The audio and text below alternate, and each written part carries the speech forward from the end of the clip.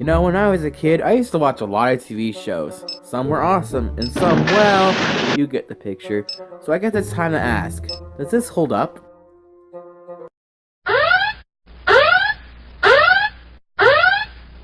Hey guys, welcome back. We have an interesting one for you.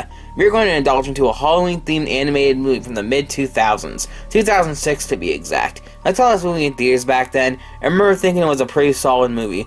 So, is it still good, or did my liking for it fade away? This is Monster House. To sum up the plot, Monster House follows a preteen boy named DJ, voiced by Mitchell Musso, who is more known for this schlock. This looks like a job for Slurpy Sam the Finger Man. Yeah, hopefully that's not a bad sign of what's to come. DJ has been stalking his neighbor across the street, an old man named Mr. Nevercracker, voiced by the extremely talented Steve Buscemi. This old man lives in a creepy old house where he takes whatever comes onto his lawn, like this little girl's bike at the start of the movie. There's one thing here that doesn't make much sense though. I get she's like 4 or 5, but she should still be able to push her bike off the lawn and ride it away. Instead, she ditches it there and watches the old man destroy it. However, this leads to further questions when CJ goes outside to tell his mother he stole another bike. How did his parents not see this? Seriously, his parents were loading stuff into the car. You figured they would have seen at least a little of what was going on. If I saw that, I would have went over there and gave this old asshole a piece of my mind, and got that girl's bike back. As long as the old dude can't fight like Bob Barker, we're good. I want the whole thing!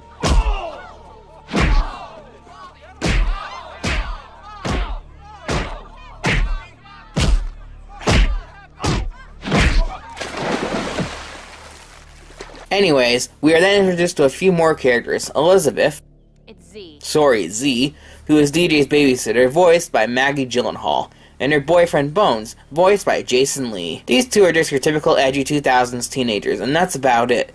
Thankfully, both of them aren't around for long, as Bones is led into Nevercracker's house by a kite that Nevercracker took from him as a kid, and Z goes off to find him. The other main characters, though, are DJ's best friend Chowder, voiced by Sam Lerner. There's some chatter up, he is the movie's comic relief, and that's about it. And we are introduced to Jenny, voiced by Splinter Locke, who is a smart girl who is selling Halloween candy to raise money for her school.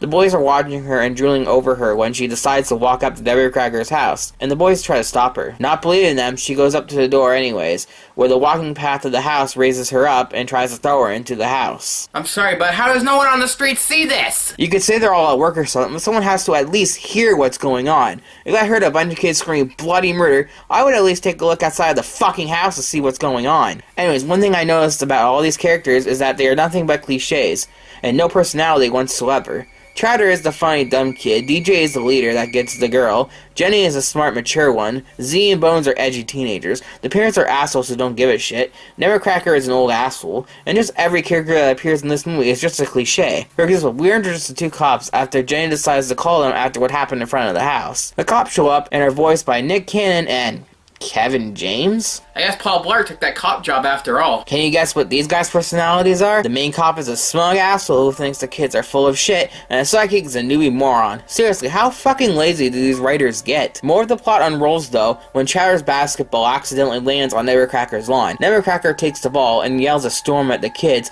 and then has a fucking heart attack or stroke or some shit. It is never said what he had, and dies. I guess karma's a bitch, eh? DJ freaked out by seeing a man die and decides to run up to his room and goes to bed. He jolts awake a few hours later and receives a phone call that ends up being from across the road. So he goes and meets with Fuckface, who doesn't believe him, so they decide to ding-dong dish the house, and the house tries to eat him. And that's where we find out this house is really a monster house. Woo!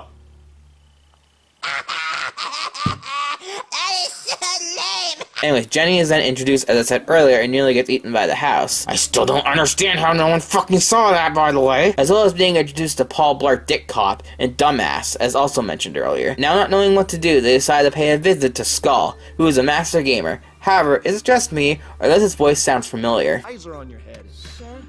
What? I'm busy playing a video game without even looking at the screen. What? Tina, you fat lard, come get some dinner! Yes, John Heder, aka Napoleon Dynamite, is in this movie. Someone must have needed a paycheck. He tells the kids that the house is probably possessed by a dead person, and in order to stop the monster, they have to take out the heart. So they decide to take out the house by getting into garbage cans and sending in a fake dummy made out of a vacuum cleaner. That fails, and the kids are nearly arrested by those dumb cops from earlier. Then the cops get thrown into the house by a tree along with the kids. This is where we can finally start saying some good things about the movie. Because this is where the third act starts, and although it gets way over the top, the third act is by far the best part of the movie. The kids now in the house attempt to find the heart. They think they found it, but it ends up being the uvula. They get sucked down into the basement where they find out what's possessing the house, and that is Nevercracker's dead wife, Constance. Once this is discovered, they are tossed out of the house, where Nevercracker gets dropped off by an ambulance that nearly runs over DJ. In other words, Nevercracker never really died. DJ tells Nevercracker he knows about Constance, which nearly leads Nevercracker to absolutely lose it when they manage to calm Nevercracker down.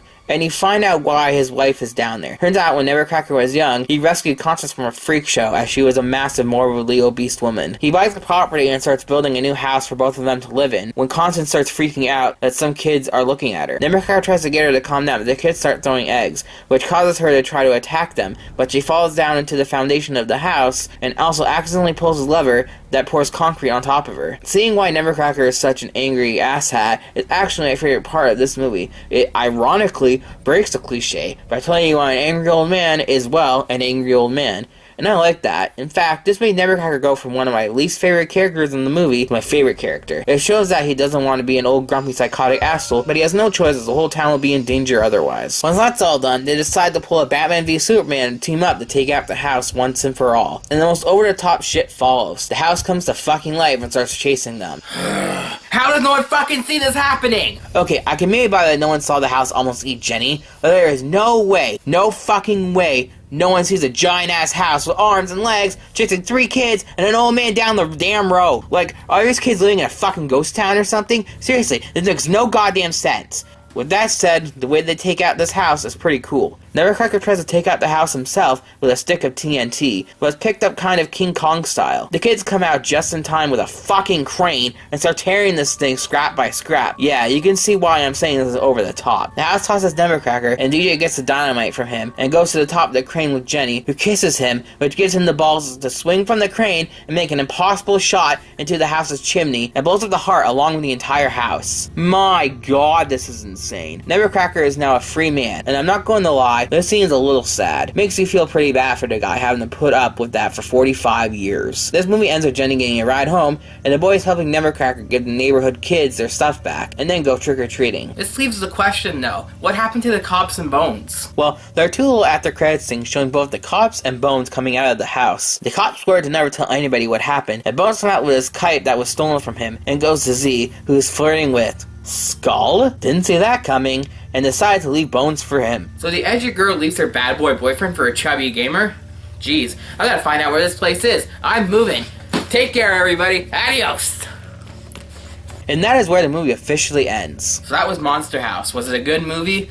Well, no. But I also don't think it was a bad movie either. This is a film that had an interesting story, but it didn't have a proper execution. What could have been a great film is instead filled with several movie cliches and just makes it an average film. The ending, though, while completely over the top, is still fun to watch and even has a little emotion thrown in there with Nevercracker. The only other thing I want to touch on is the animation. The animation was done using performance capture, meaning the voice actors would wear those green suits with giant white ping pong balls and would act out the scenes in front of a green screen. I'll give credit where credit is due, that is quite impressive and takes a lot of work to do. However, the end result is a little so-so. While the animation isn't food fight bad, it is still kind of unpleasant to look at from time to time, and just could have looked a little better if they went with either 2D animation or general CGI animation. So, I guess this leaves the question, does this hold up? Well, I don't think it does, but at the same time, I don't think this quite deserves a does not hold up rating, and I still enjoy this movie for what it was. So I think this is going to get a borderline, meaning sort of in the middle, and it's just an okay movie. And that's Monster House. Not a god-awful, terrible movie. At the same time, it also wasn't that good either, and it could have been a lot better. But it did have something going for it, that much is for sure.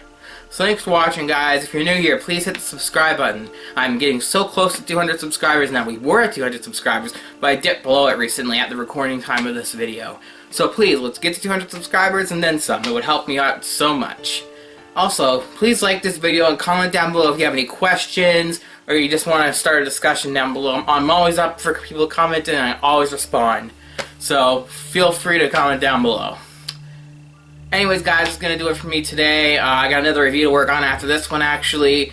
It's going to also be Halloween themed. I hope they get this out on Halloween and I don't end up being late. Because if you know me, you know I'm kind of late on deadlines. So, I'm going to be working my fucking ass off the next 2 weeks to get out a new review on Halloween. I'm going to give you a hint, it's a Disney movie. but not a classic Disney movie. It was sort of on a channel, if you know what I'm saying. See you then. Thanks for watching. If you are new here, please subscribe by clicking or tapping the first circle, or clicking the subscribe button. Click or tap the second circle to go to my vlog channel, and click or tap one of the rectangles to see more of my videos. All my socials are linked down below as well. Peace out.